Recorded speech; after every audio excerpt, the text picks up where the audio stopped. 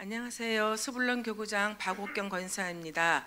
저는 지난 10월 10일간의 몽골 단기 선교를 다녀왔던 것을 토대로 얘기를 나누고자 합니다.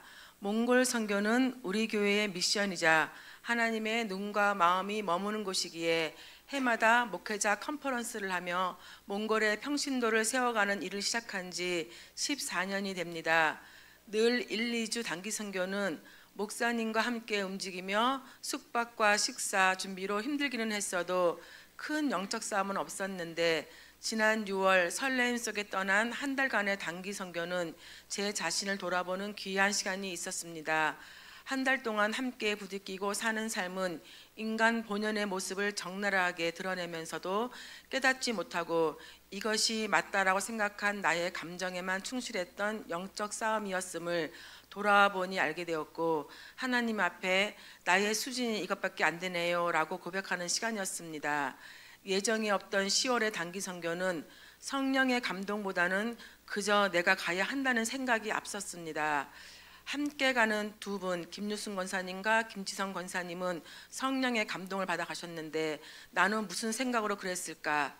지난번 4차 파송 예배 때에 함께 파송되었던 큰은혜 교회 청년의 저는 진꾼이 되지 않고 일꾼이 되겠습니다, 그 한마디에 마음이 다가왔고, 그 한마디에 6월에 내 모습이 오버랩되면서 일꾼의 모습을 뒤집어 쓴 짐꾼 같았던 내 모습이 보였고, 다녀와서 소감을 발표했던 김나연 청년의 하나님, 제가 하나님 손 하나 들어드릴게요 하던 그 말과 표정 속에 하나님을 향한 사랑을 느꼈던 그 마음이, 저도 하나님 기뻐하시는 일을 하고 싶다라는 열망이 있었고, 광야를 지나 약속의 땅에 들어가자는 특별 새벽 기도를 통해 나의 가나안은 시간과 재정을 정복하는 삶이기에 시간과 재정을 드리는 선교 사역의 기쁨으로 제가 가겠습니다라는 고백이 나온 것 같습니다.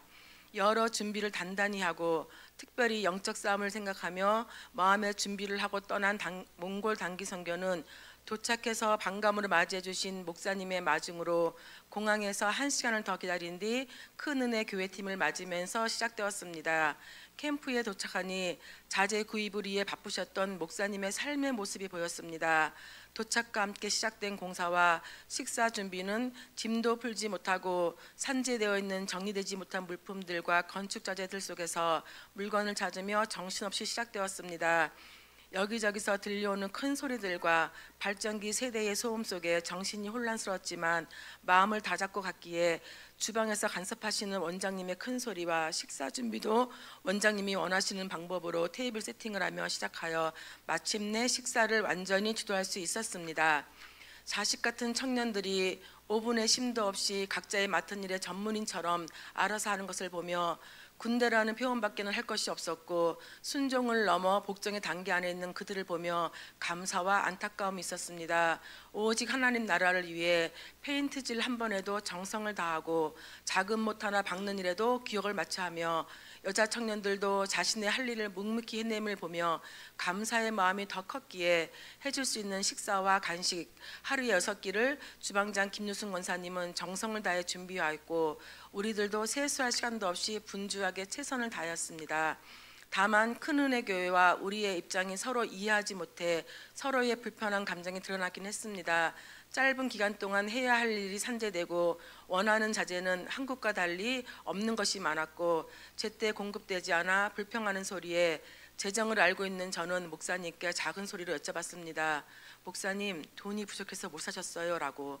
목사님께서는 자재가 없어서 내일 다른 곳을 가보셔야 한다고 할 정도로 자재 한 개를 살려면 최소 40km를 나가야 하는 불편함과 교통의 불편함이 일하는 사람은 공급하는 사람의 형편을 알지 못하고 여기저기 불만의 소리가 들렸고, 그 소리를 듣는 우리의 마음도 불편해졌습니다. 목사님이 떠나시고 그 소리가 더 많아지면서 목자의 영역 안에 있을 때와 아니할 때의 차이점이 느껴졌습니다.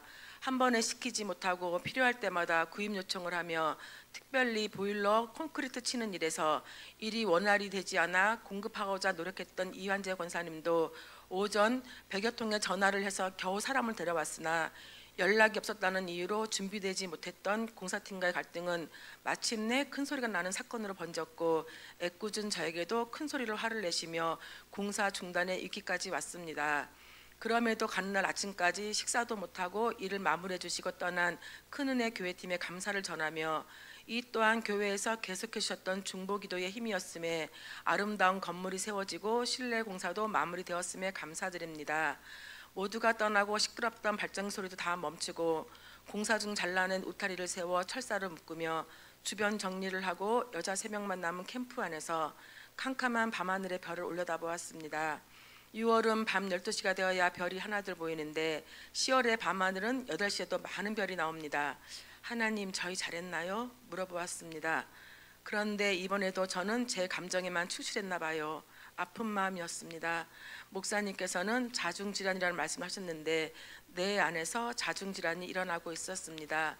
영적 공동체인 우리는 새벽기도, 주중 예배를 아예 하지 못함이 익숙치 않았고 우리의 생각과 달리 공사 중에는 예배가 형식적이라고 말하며 공사에만 집중해야 했던 그 모습을 하나님 기뻐하셨을까?